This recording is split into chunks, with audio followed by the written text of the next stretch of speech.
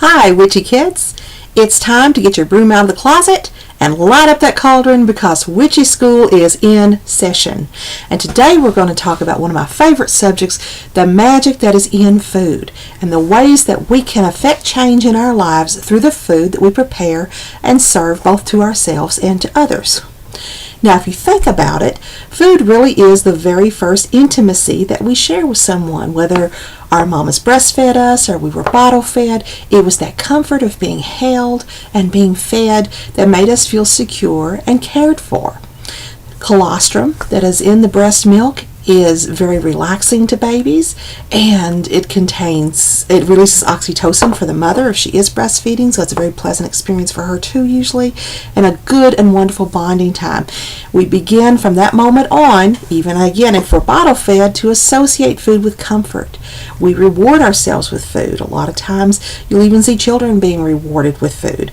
We use food to celebrate. We use food to lament our problems. If a girlfriend's guy dumps her, what do? We come up over with the Haagen-Dazs and we sit by her and we eat ice cream and call the ex names and things like that. Chocolate actually, as a lot of us know, releases the same endorphins and feelings within us as love does, and it can be less expensive also. If we want to impress somebody, what do? We take them out to eat at a real nice restaurant. If it's that first date, you're going to take them somewhere nice. If it's your new boss, you're going to take them out to a good place to eat. Your relatives come in from out of town. You're going to cook for them. You're going to feed them somehow. What do you do when you're celebrating a birthday, anniversary, graduation, engagement, wedding, a baby? Somebody's going away. Somebody's coming new to a place. It's retirement. What do? You bake them a cake. And that's another way that we share together through food. It's a big social place for us. Food fuels our emotional and our physical furnace, and it makes us alive. It keeps us alive on so many levels. It's a source of joy, it's a source of social bonding, and it's something that we need to survive. On the other hand, it's also something that we can use based on the inherent properties in the food to effect magical changes in our worlds. And that's what this class is going to be about a little bit. I've also written a book. I'm going to flash a picture up for it. Get ready. Here it comes. And there it was. And that's called Goddess in the Kitchen. And it's about the ways that we can be a goddess in the kitchen, or that we can manifest the goddess in the kitchen through our magic that is involved with our food. Now, so often when we're cooking, we're looking at it as a chore. We're in there just working hard, doing something because we have to. We're throwing a TV dinner in the oven. Do they still make TV dinners? I think they do. You know what I mean. We're just being very absent and not involved in our cooking process. And you know what magic is about. It's about focus. It's about involvement. And so one of the things we're going to talk about in this class is how to really tune into what you're doing and be very awake and aware and plugged in when you're working magic in the kitchen. I am, as you might be able to tell, from the South, and in the South we fry a lot of things, and we're very involved with food. In fact, we have a Southern phrase that's called, it kind of goes J''EAT, and it's pronounced jeet, and that is when you go out driving around and you end up on somebody's doorstep just because you drive past their house and you want to visit them, and they'll welcome you and they'll say, jeet, and you say, yeah, Jew, and that means, did you eat? Yeah, did you eat? And it's just saying, hey, why don't you come on in and have something with us? Why don't you eat with us? We lay out great big spreads in the South. That's why there's the phrase Southern hospitality. It's not that y'all don't eat good in the North, because Lord knows you do. And, oh boy, up in New England, the fish to die for. But in the South, yeah, we're all about our food. And I was also a military wife for over 20 years between two husbands, and so I traveled all over the world and learned how to cook a lot of different things there, and cooking's something I do well, and most of the time it's something I enjoy, but I gotta admit I've been doing it for almost 45 years and I'm getting a little tired of it, so I'm ready for the next generation to take over and start cooking for me. There are different types of energy that's inherent in foods based on the foods that they are. Now, you figure that some of our herbs, our foods, of course, are herbs. Some of our foods are vegetables. Some of our foods are fruits. And all of those have specific magical properties that we use for incenses and things like that. And so when we actually take those properties into our bodies, it becomes an even more profound effect, and you can use that in order to affect a change. Now, when I say affect a change, you might be thinking, but you're not supposed to control people through magic. That's not good. And no, you're not. And so that's why we phrase it a particular way to make the changes that we affect with food an ethical thing. Now, the difference in this, honestly, in my own opinion, is when it's your children, because you might ask me, Katrina, would you actually really use magic to affect your children's behavior? Oh, good God, is yes. I absolutely would. You better believe when my kids were little and they were being hellions, there's a blue candle burning, I got the sage going, I got to get rid of that negative energy and dispel it somehow, and them little things better sit down and be quiet and get themselves together. And yes, I do affect it by magic. But it's also about creating a mood, a certain mood that you want to have within your home. And we do this especially at Thanksgiving. We have, hopefully, a time of togetherness and everybody cooking together, and it creates a sense of energy around that meal that people tend to enjoy. And there's no reason we can't do that for all or most of our meals. Energy is very predictable. And that is because magical energy is the same as any other type of energy. It actually does conform to the Newtonian principles of energy magic, or of energy movement and energy properties. For instance, one of the Newtonian theories is that energy cannot be created or destroyed. It can only be changed into something else. And we know that there's energy inherent in foods. When you take a bite of a chili, you know that there's energy in there because it's creating a strong effect within you. And there are soothing foods that create an effect within you. Comfort foods that as soon as you taste them, you begin to relax. That is the movement of energy within you. It's the energy in the food changing into something else within you. There are natural inherent energies in food, and we're going to learn how to work with that. The life energy of a food, which I call the energy code, is embedded deeply within the food, and the more you process that food, the more you're going to lose that energy code. And we want to stay as close to a vibrant energy code with our foods as we can, and that's why we try to use foods as close to the source as possible. People will tell you that there are good foods and there are bad foods, and really the only bad foods are the ones that you can't say most of the names that are in the food. If we're going with foods that are, or not necessarily even organically, but are naturally produced, that come out of a garden or come out of a field or off of an animal, then we know where that came from. We know what type of food we're dealing with. If we're picking up a can, a lot of times we don't know all of the things that's in there, or worse yet, a dried box of food. We don't know what all is in there. So it's really important that you read your labels and that you stay as close to the original energy code of the food as you can. There are very few foods that are bad for you in moderation. Each has its own contribution. It's got to do with how you use that energy that determines whether it's good for you or bad for you. We have the current demons. For a while it was saturated fats and butter and this sort of thing, and then it was the HMOs, and then it's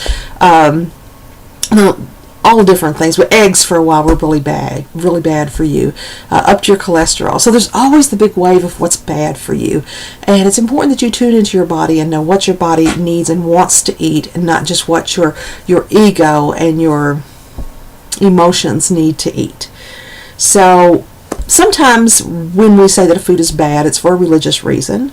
For instance, people in the Old Testament times were told not to eat pork, and at that time pork could not be well preserved, and so a lot of people got sick and died from it. And that's so a very reasonable explanation for why that did not happen. Sometimes it's situational. Right now there are a lot of fish that have mercury contamination in them, and so we wouldn't want to eat that. So it's really got to do with what's happening at the time as to whether or not a food is good or a food is bad. We also have the explanation of government expectations on our food, so to speak. For a while it was the USDA pyramid that was the really big push, and that's been debunked now in favor of My Plate, which is half vegetables and half other foods. So there's always somebody that's going to tell you what to eat, and basically what you need to do is listen to your body and know what it wants, and pretty much it doesn't always want Snickers. It thinks it does, but it doesn't. Individual bodies thrive based on internal wisdom and based on how they are meant to function. So it's best to always just get to know your body, get to know how it works, try a few different things, and see what is fueling your body the way you want it to. Now, we tend to tune into foods that are going to make us healthier in some way, usually. And a good example of this is a pregnant woman and her cravings. My mother, when she was pregnant with her second child, craved strawberry ice cream with cherry tomatoes around the top. And so we can look at that and say that she probably had a vitamin C deficiency. Some people, I craved potatoes, baked potatoes. I wanted them with my second son. And we usually are craving something in which we are deficient. We also may be craving a particular energy that is magical that is within that food that we need. There are lots of different kinds of magical practices already inherent in food. For instance, throwing rice at weddings to wish fertility. Rice is very prominent in fertility spells because rice is very abundant upon the plant itself.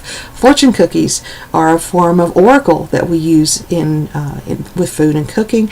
Of course, lots of birthday candles. Blowing out the birthday candles is a spell work that we actually do right there at the time of the birthday. Wishbones, make a wish, pull the wishbone apart. People eat black-eyed peas for good luck at New Year's. Twist the apple stem and see what the first name of the person that you're going to marry will be.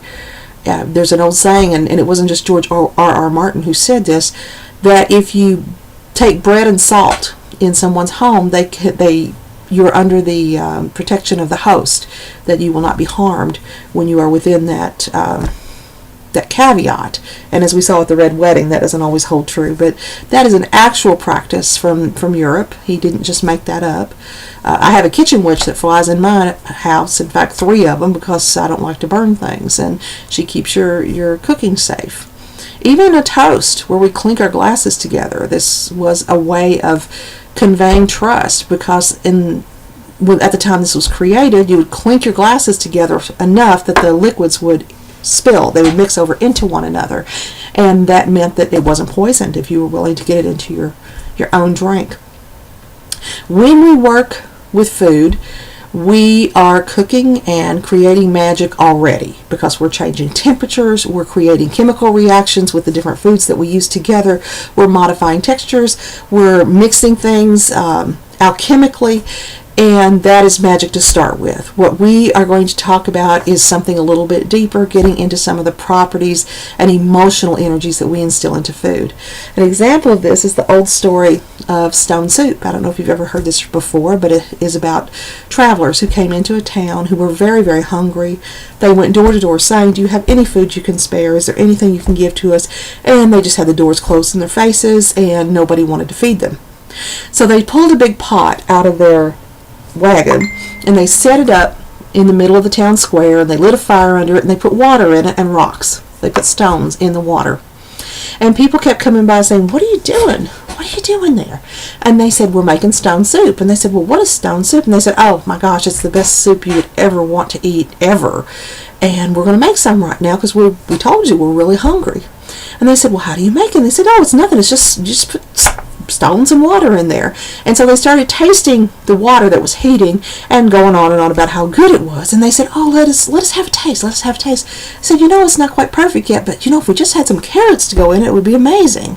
Well, guess what? Pretty soon somebody's got some carrots to spare. So they put the carrots in and they take another taste, and it'd be so good if we just had some beef to go into it, just a little bit of beef. And somebody shows up with some beef, and then somebody has potatoes, and it goes on and on like this until there's actual vegetable beef soup there, and they're saying, "Oh, this is so good."